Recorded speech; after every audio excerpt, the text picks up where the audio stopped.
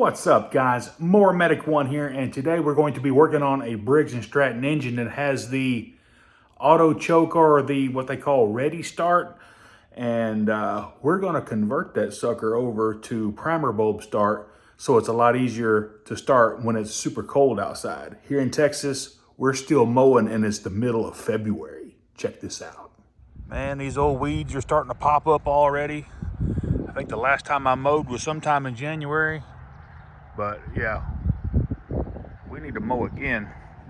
Look at all the rain we've been getting. Over 5 inches. It's literally popping the top off of my rain gauge. Show you what we're going to be working on today, but first let's go back inside. It's raining like crazy right now. It's kind of chilly out here, and let's go see what this conversion kit looks like. I ordered this stuff off of the jungle site. I've got a new cable to go on it, but here is what we're going to look at right now. Guys, it's hit or miss whether you get a decent kit like this on Amazon. But once we open the box, we can see that it's got a spark plug. We've got the air filter mounting gasket and the carburetor mounting gasket. It comes with a pretty decent air filter. It's nice and pliable. But the main difference is between the primer carburetor and the auto choke is going to be this plate right here. As you can tell, we've got a primer bulb in there. And we got a block off that's going to have to come out of there, obviously. Oh, it's got another gasket. So they send two. Let's see what this is.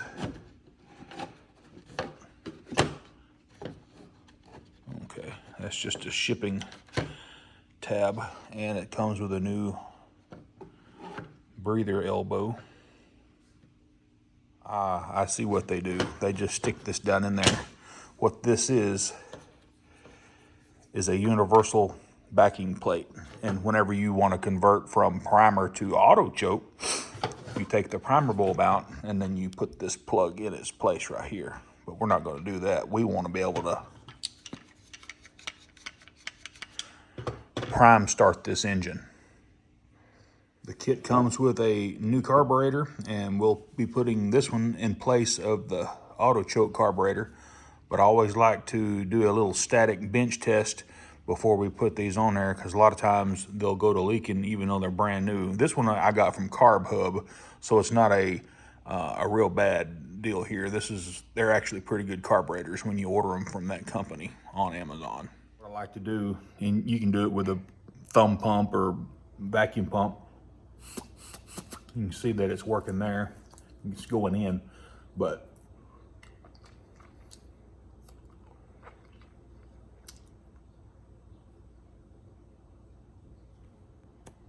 as long as it's holding for a minute or two, you're probably going to be okay. If y'all have followed my channel any at all, you probably remember the old Cup Cadet that I did ignition coils on. Customer states that it's been running perfect since I've repaired the engine, but it's in for just its yearly maintenance, and we're going to have to put a belt on it. The customer also states that it won't go in reverse, or it's slow in reverse. Of course, this is the shaft drive with the cast iron transmission, so I'm pretty sure it's just going to be an adjustment. But we'll dig into that on a future video. But first, we're going to see about this old Craftsman right here. This is the one we're going to do the conversion on, and it's pretty much brand new, never hardly ever been used. I think he's used it a couple times in the 10 years he's had it. They just keep it there at his shop and use it once in a while. But yeah, let's go ahead and get this thing going. First thing I'm going to do though is take the covers off here.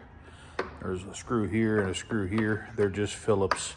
Let's just take these decorative covers off so that we can get to the parts that we need to swap out and remove.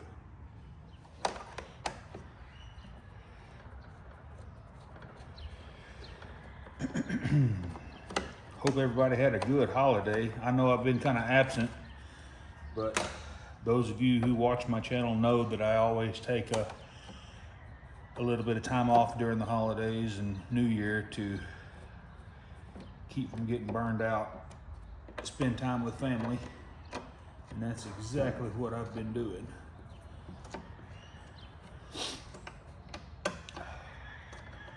Lots more videos coming, I promise. But I just want to get this one done for my buddy. He's been asking me about it, so that's what we're going to do. All right, so basically what we're going to have to do is remove this auto choke. You don't have to take any of the shrouds off, I don't believe.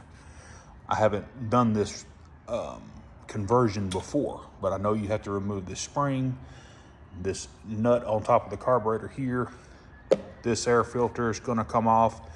This air filter base will have to come off. Now, when we get this base off, I may look at this thing and it may be able to just stick up a primer bulb in this original base, but we'll look at that once we get it off.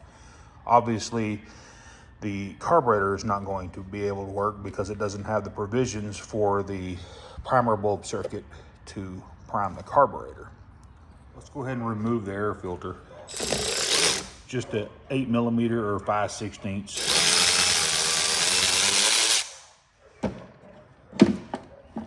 That's not in bad shape whatsoever. It looks pretty good.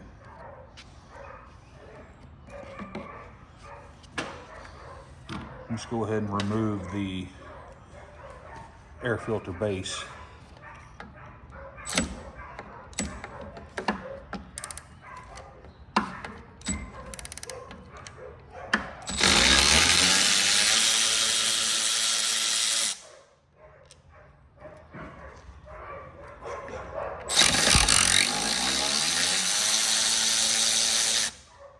Dogs are going nuts over there.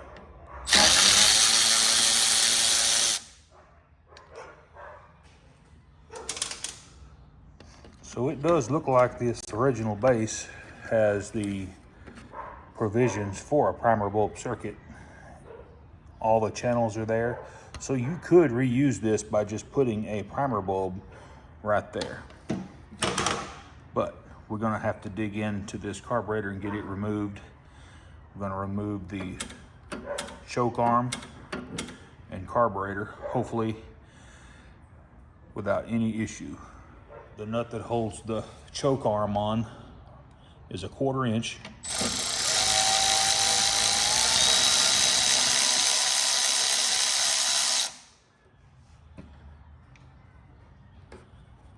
Careful not to let this spring fly back into the engine. Matter of fact, we can just go ahead and pull it out. You can save it for another repair. Now let's just see if this will slide out of here. I can't remember if it will or not.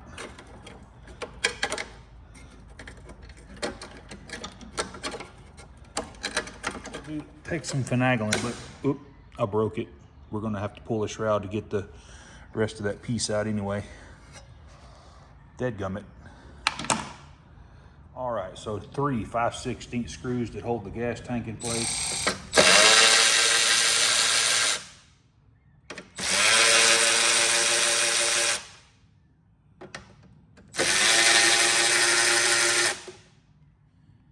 Should be able to just rock this gas tank back enough. Don't lose your screws. Just like that there.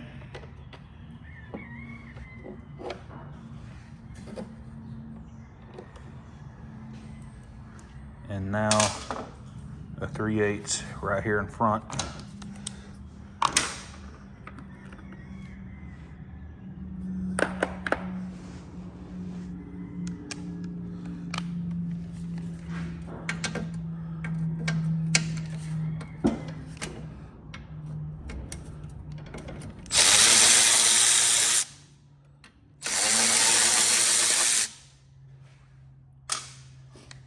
there's 2 3/8 right back in here. You need to loosen these off.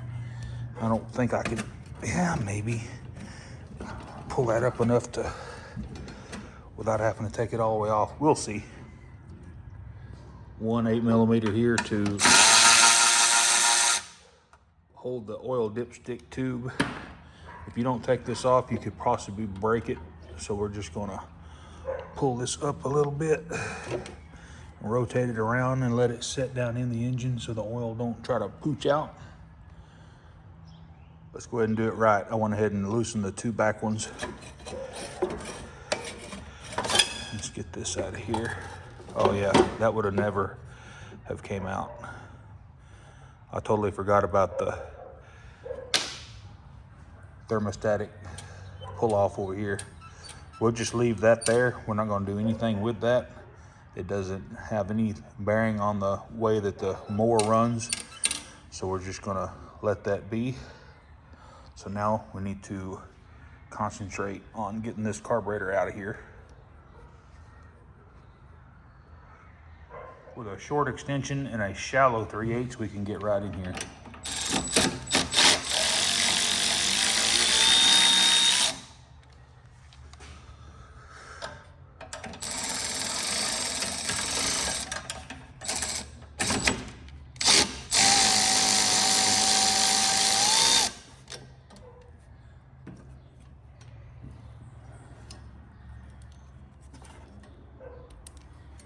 Just let it dangle there for a second.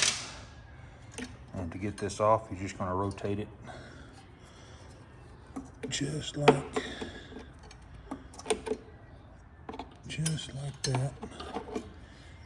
If it's been on there for any amount of time, it may be corroded on there.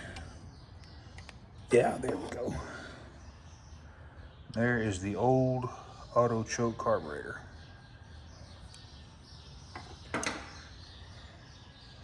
Now, one of the first things that you want to be sure you check is this intake pipe right here.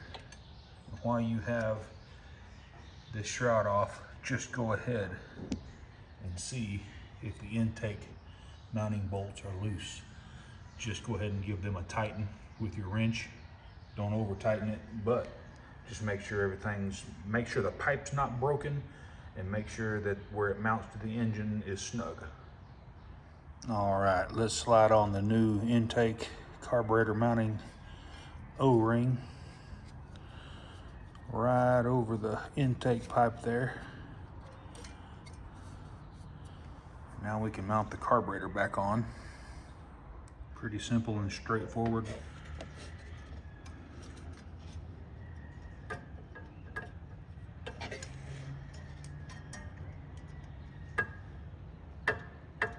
Whatever you do, don't break the carburetor where this rod goes through. Sometimes they can be a little finicky to go on.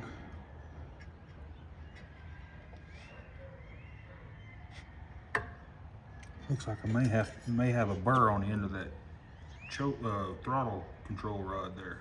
It looks like we actually had a little bit of a burr inside the hole here on the carburetor.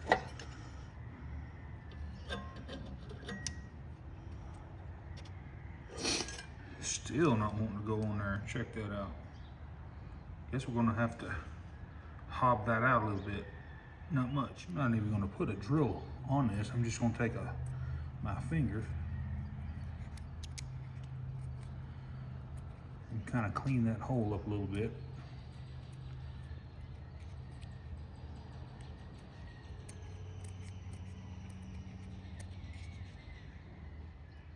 Let's see how it fits.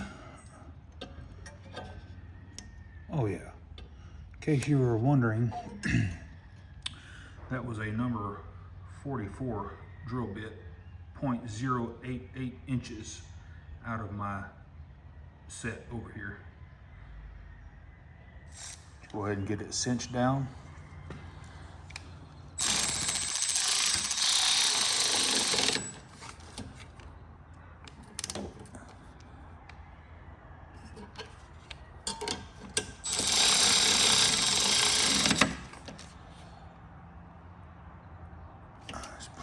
there.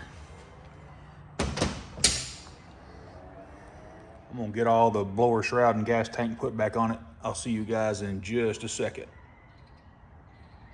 All right, we're to the point to where we can finally mount the base plate on the carburetor, making sure that your PCV nipple goes into the tube.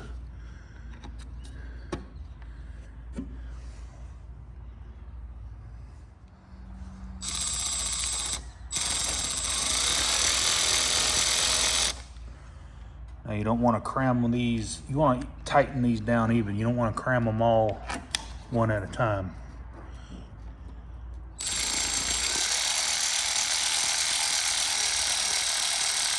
Because you don't want to warp this plate, which is super easy to do. And before you get them all snug down, you make sure you get them all started.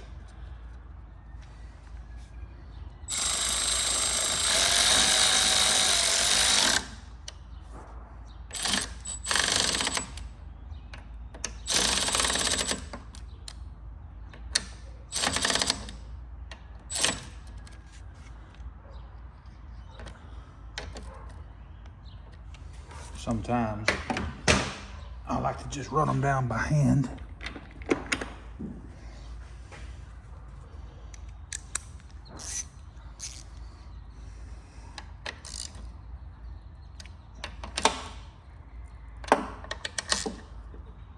It's plenty good right there. I'm gonna hit that primer bulb. I'll put a little gas in it. Let's see if it's priming through that emulsion tube. Oh yeah, real good. I believe we're gonna have a runner here in just a minute. Only other thing I gotta do is replace this cable because the little furl on the end is broken. And get my little handy dandy cable removal tool from BS Small Engines. Goes right over the end of that cable.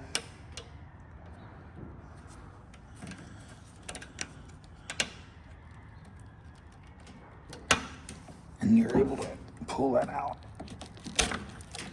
Lickety split. Look how rusted that was. No wonder it broke. Slide the new one right on.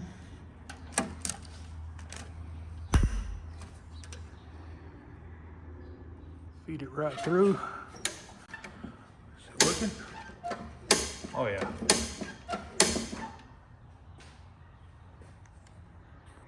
Alrighty guys, let's see if it'll prime up and run.